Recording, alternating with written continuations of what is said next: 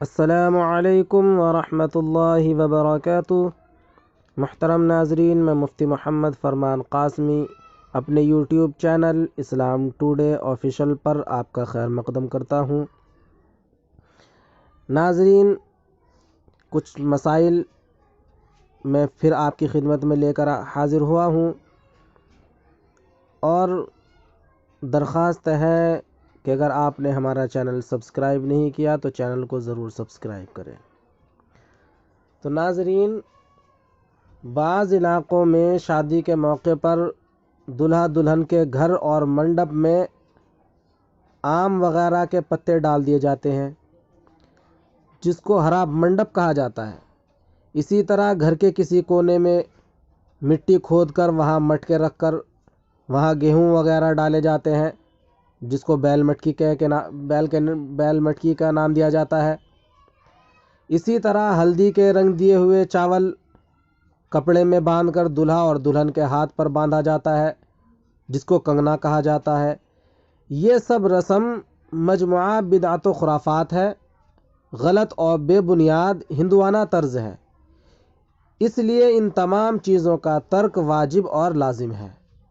شریعت میں اس کا کوئی ثبوت نہیں ہے۔ اور اسی طریقے سے شادی میں دلہے کے سر پر سہرا باندھنا اور ہاتھوں اور گلے میں گجرے اور کنگن پہنانا، ہاتھ میں کڑا اور چاقو لینا جس میں لیمو لگا ہوا ہو، اسی طرح بارات نکلنے سے پہلے گاڑی کے پہیوں کے نیچے ناریل یا انڈے پھوڑنا وغیرہ، یہ تمام رسمیں خالص ہندوانہ تہذیب کی دین ہے، جو اختلاط کی وجہ سے مسلمانوں میں رائج ہو گئی۔ اس لیے ان سب رسموں کا چھوڑنا لازم ہے۔ اور آج کل مرد بھی شادیوں اور عیدین کے موقع پر اپنے ہاتھوں کو مہندی لگاتے ہیں، جبکہ مرد کے لیے سر اور داڑھی کے بالوں کے علاوہ دیگر اعضاء پر مہندی لگانا شرعاً جائز نہیں ہے۔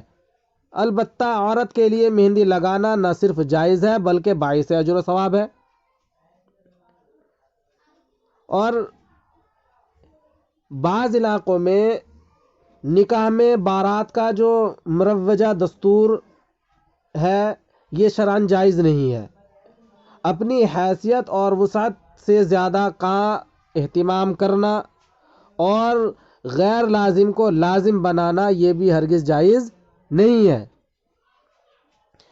اور ایک مسئلہ یہ ہے کہ بعض علاقوں میں نکاح یا ولیمے کی دعوت میں شریک ہونے والے لوگ اپنی رضا اور خوشی سے کچھ روپیہ یا کوئی سامان لڑکی یا لڑکے کو بطور ہدیہ ہبہ دیا کرتے ہیں، جس کا باقاعدگی سے رجسٹر میں اندراج بھی کیا جاتا ہے، نام بھی لکھا جاتا ہے،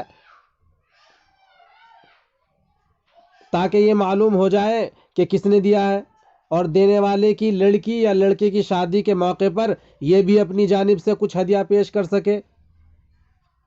تو شرعاً یہ عمل جائز ہے، کیونکہ آپ صلی اللہ علیہ وسلم نے ارشاد فرمایا، تہادوا تحابوا، ہدیہ لیا دیا کرو، لیکن اگر نقد روپیہ یا سامان نہ دینے پر ملامت کی جاتی ہو یا سماج کا کوئی دباؤ ہو تو یہ جبراً وصولی نقد اور سامان کا ہوگا،